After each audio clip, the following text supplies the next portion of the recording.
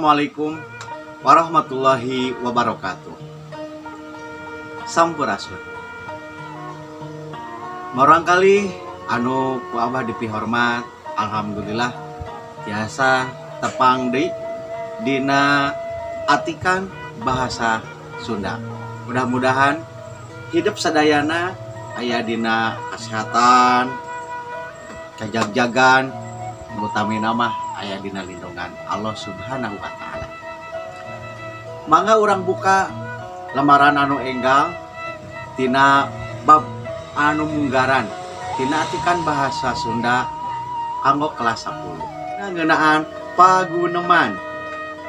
Kuningakeun paguneman. Nah, simpen halanya. Naon atuh ari paguneman? Paguneman obrolan dua orang atanapi langkung. Biasa ogen sok disebat guneman cindak nama atanapi gunem catur obrolan. Orang kali sadayana upami nilik tina sifat paguneman eta kabagi dua. Kahiji paguneman anu resmi, anu kadua paguneman anu teresmi. Hoyong muninga rupina mah paguneman anu resmi sapertos kumaha, paguneman anu teresmi ogen sapertos kumaha. Mangga sateacana urang tinggal heula yeuh.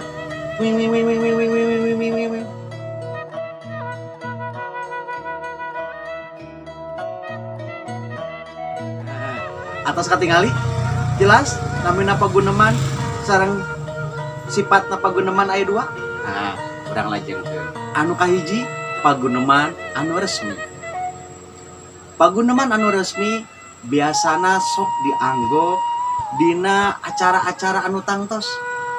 Sapertos dina acara sawala atanapi musyawarah, dina acara rapat, dina acara diskusi, seminar, oge acara-acara hajatan, nikahan, sepitan. Nah, eta teh sok nganggo bahasa paguneman anu resmi. Anu kadua, paguneman anu teresmi. Ieu mah paguneman sadidinten anu sok dianggo ku urang nya.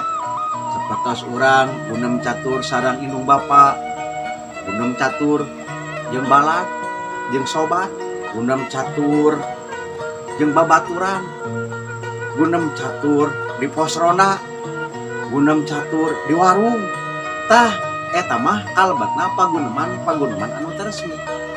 Naon atuh bentenna antawis paguneman anu resmi sareng paguneman anu teresmi? Upami paguneman anu resmi pantos panginten nyariosna ogen anu didugikeunana gen aya tata titi duduga prayoga kedah dianggo diantawisna pami dina acara sawala ieu atanapi dina acara rapat. Kan urang teh saat bade gunem catur teh tangtosna nyuhkeun izin heula kana panata calagaranya. Hapunten interupsi. Hapunten ngiring cumarios. Cung nedawidi ngiring cumarios. Nah, saatos di pasian waktos der teh urang nyarios. Bahasana ge nya resmi. Sapertos kieu rupina mah. Bapak-bapak, ibu-ibu anu kusimkuring dipihormat, nedawidi simkuring sumangem atas nami pamuda ti lembur bade ngagaduhan ide ieu teh.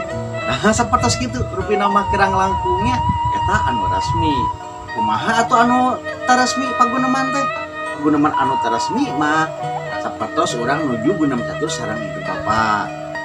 Makan aya nu curhat yo nya urang kali anu janten indungna. Ma naon neng? Resep teh mah sakola teh Gusti nu agung abdi teh sererencangan ayeuna mah. Guruna ogen meuni balalagut, meuni pararinter. Cek man teh kumaha? Syukur atuh neng. Ari neng betah di sakola jeung resep mah sing leuwih sumangat. Omo ayeuna loba babaturan, guruna paralinter. Neng teh atuh sing janten jami pinter. Tah, eta paguneman urang jeung kolot.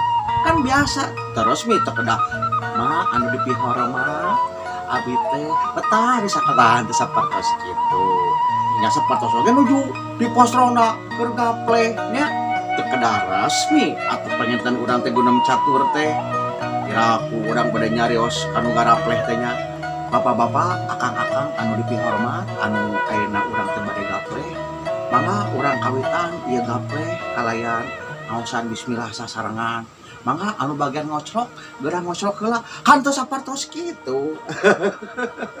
Nah tatosna kumaha nganggo bahasa anu teu resmi anu kasebatna teh nyaeta bahasa loma. Yuk urang mimitian gapleh teh sok emed geurang ngocrok atuh lah sarijuhna geurang ngocrokna. Nah kan sapartos kitu atanapi sadang rerencangan urang sobat nganggo bahasa anu loma atanapi bahasa anu teu resmi. Kumaha cenah Abah pami bahas paguneman resmi dianggo dina paguneman anu teu resmi sapertos tadi contoh rupina kirang nyekrupnya. Nah morang kali sadayana anu ku Abah dipihormat rupina guaran samantawis dina ngeunaan paguneman. Yuah urang simpulkeun heula panginten dina jejer ayeuna paguneman obrolan dua jalmi atanapi langkung ti dua jalmi anu biasa sok disebat guneman atanapi gunem catur atanapi obrolan. Numutkeun sifatna paguneman teh kabagi dua aya paguneman anu resmi anu kadua paguneman anu henteu resmi. Mudah-mudahan ieu guaran ageng manfaatna kanggo urang kali sadaya. Hayu urang sami-sami larapkeun ngeunaan paguneman dina kahirupan sadidinten. Cageula urang teuneun dihandeuleum sieum, urang tunda dihanjuang siang, geusan sampeureun di masa nu bakal datang dutangtosna dina guaran anu salajengna. Hatur nuhun, akhirul kalam. Wassalamualaikum warahmatullahi wabarakatuh.